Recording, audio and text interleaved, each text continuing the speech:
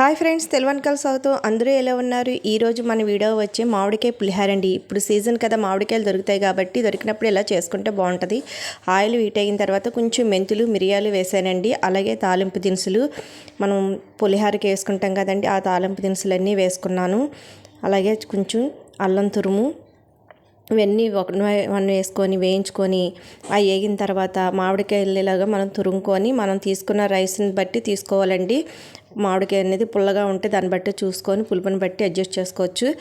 ఇలాగ చక్కగా వేసేసి కొంచెం ఇది కూడా ఫ్రై చేసి స్టవ్ ఆఫ్ చేసేయండి. పచ్చివాసన పోయే వరకు, మరీ ఎక్కువగా మెత్తగా అయ్యే వరకు కాకుండా. ఈ లోపల నేను అన్నం వార్చేసి దాన్ని ఇలాగా సల్లార పెట్టుకున్నానండి. పెవడలపాటి దానిలోని కొంచెం పచ్చి కరివేపాకు కూడా పెట్టుకుంటే మంచి స్మెల్ వస్తుంది కదా. ఇంతేనండి, మన మామిడికాయ పులిహార రెడీ అయిపోయింది. మీకు నచ్చితే ఇలా చేసుకొని అలాగే లైక్ చేయండి, షేర్ చేయండి, సబ్స్క్రైబ్ చేయండి. మీరు లైక్ చేయడం వల్ల వీడియో అయితే ఎక్కువ మందికి రీచ్ అవుతుంది. Thank you for watching friends.